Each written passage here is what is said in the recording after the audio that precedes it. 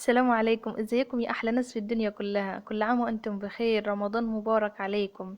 احنا على طول كده والله بعود يا رمضان، والله على طول كده بيجري رمضان. انا عارفة ان كلنا كل سنة بنقول نفس الكلمة، انه رمضان على طول كده، بس يا جماعة مش بالسرعة دي يعني. في نص رمضان كده على طول. كل عام وانتم بخير، ما تأثروش في الدعاء وان شاء الله ربنا يكبر بخاطرنا جميعا ويرضينا كلنا بإذن الله. كان النهاردة هنعمل فطار كده خفيف وجديد وعلى قد الإيد جدا جدا يعني، بس تابعيني لآخر الفيديو، ما تنسيش بقى اللايك والاشتراك في القناة.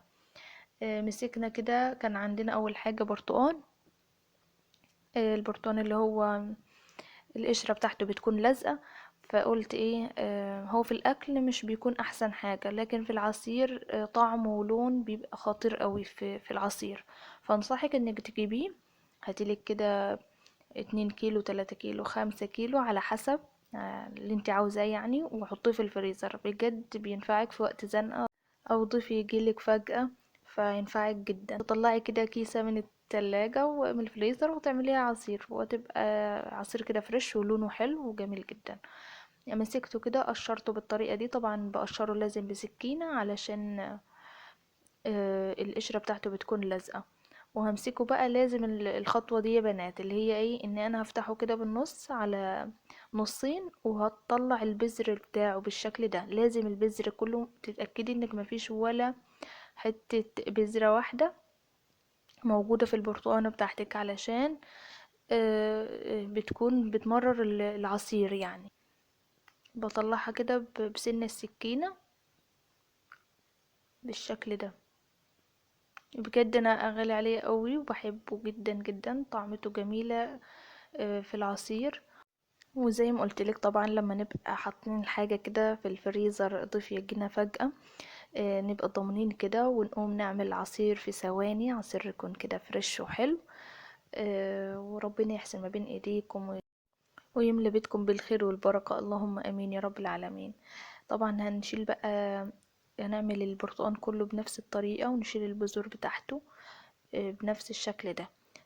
طيب انتي لو سبتي البذور دي، حتى لو سبتي واحدة بس، بصي هتبوظلك طعم البرتقال خالص، مهما تحطي سكر هتلاقي البرتقال بتاعك كده فيه مرارة ومش مش حلو خالص يعني. فانصحك ان انتي تشيليه وتتأكدي قوي ان انتي شلتيه. هو اصلا بيكون مليان قوي من البذور، شايفين يعني؟ انا عملت معاكم حبايتين او 3 حبايات، شايفين الطبق مليان بذور، مش 2 ولا 3، بيبقى البرتقانة مليانة. وطبعا بعد ما خلصنا كده الكمية، هنعبيها بقى في اكياس، هنقسمه على 3 اكياس. طبعا انت على حسب، عاوزة تقللي في الكيس عاوزة تكتري براحتك خالص. انا طبعا هعمل على قدنا. آه، يبقى على قد يعني ايه، يعمل لي مثلا 4 5 كوبايات كده، يبقى ده المظبوط خالص، لانه برضو لما بيفيض كده وتتبقى منه تحطيه في التلاجة هيمرر، واحنا مش عايزين كده، احنا عايزين بس يدوبه على قد ما نشرب، نعمله ونشربه خلاص على كده. هنحطه بقى في اكياس. انا طبعا قلت لكم مش هنحط له ولا جزر ولا اي حاجه خالص، لانه لونه مش محتاج خالص جزر ولا حاجه، لونه بجد ما شاء الله حاجه طبيعي ولونه تحفه. طبعا القشر بتاعه جميل جدا. عاوزه تنشفيه كده في الميكروويف، تحطيه كده في صينيه وتنشفيه في الميكروويف، وبعد ما ينشف كده، او في الشمس براحتك خالص. بعد ما ينشف تطحنيه كده وتستخدميه بقى كنكهات يعني، كنكهة زي الفانيليا او حاجة يعني، الريحة هتكون حلوة عادي جدا.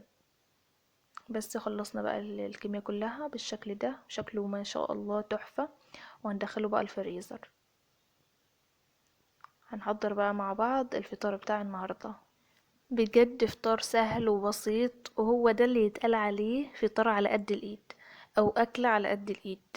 فعلا يا جماعة جميلة جدا، لازم تعملوها علشان تحفة تحفة يعني، وهترمي معاكم كمية ما شاء الله. اول حاجة كده مسكنا صدر كده، كان قاعد حزين كده في الفريزر، قلت له تعالى نستخدمك. صدر فرخة، حتى لو تلاحظوا ان هو مش كبير يعني قوي. فانت لو عندك صدر فرخة حلو يعني جامد حلو جدا، برضو هيزود معاك الكمية. قطعناه كده لشرايح طويلة، وبعد كده هنقطعه بقى ايه مكعبات صغننة قوي بالشكل ده. عاوزة بسكينة، عاوزة على القطاعة، عايزة بالمقص، براحتك خالص. المهم ان انتي توصلي للمرحلة دي تقطعيه قطع صغننة قوي. وبصوا هيبقى جميل جدا. هو ده فعلا المال الحلال اهو يا جماعة. وصدر الفرخة اهو يعني، وحاجة على قد الايد يعني. احنا ما جبناش حاجة من بره ولا اتكلفنا كتير. هنشوحه كده، هنشوح الفراخ بتاعتنا كده في معلقة من السمنة ومعلقتين من الزيت، ونقلب كويس قوي، ونحط عليها البهارات بتاعتنا التقليدية اللي انتم متعودين معايا عليها. انا مش بحب اغير قوي في البهارات، اللي هو الكمون، الفلفل الاسمر، الشطة والملح، شكرا. بس مفيش اكتر من كده، لانها دي بتدي طعم حلو للاكلة ومش بتخلي طعمة الاكل يعني يغير معايا، غير البهارات بقى الكتير قوي. وقطعت كده بصلتين كبار قطع متوسطة يعني، ولا كبيرة قوي ولا صغيرة. بصي بقى، عاوزة تزودي، كل ما تزودي في البصل يرمي معاكي اكتر، تعملي كذا من اللي هنعمله ده يعني، هيرمي معاكي اكتر في الاكل. فانتي زودي بقى بصل على قد ما تقدري. هو اي نعم البصل مش رخيص، ولكن هنعمل ايه طيب يعني، حاجة على قد الايد، مفيش اكتر من كده بصراحة. فهنشوح بقى الكلام ده كله. لازم كده البصل يدبل، يوصل للمرحلة دي. اول ما يوصل للمرحلة دي هن... هنعمل الصلصة عليه. صلصة مش طماطم، عندك طماطم طرية كده وتقطعيها قطع صغيرة، تمام.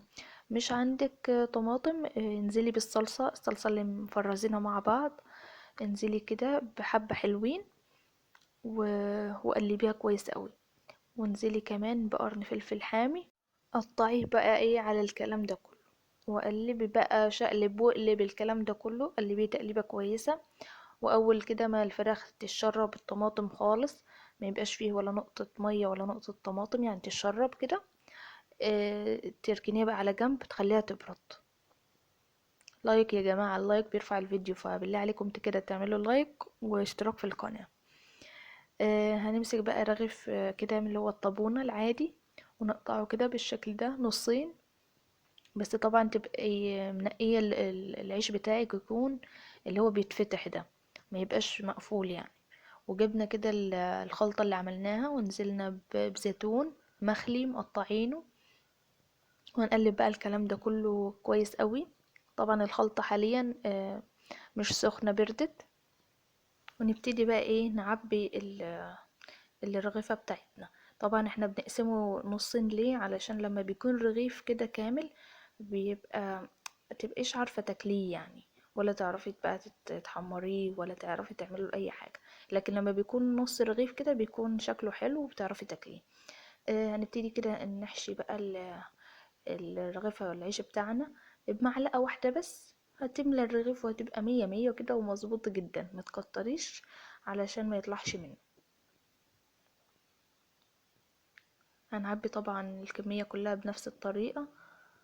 طبعا انت دلوقتي عرفت احنا هنعمل ايه، احنا هنعمل حواوشي.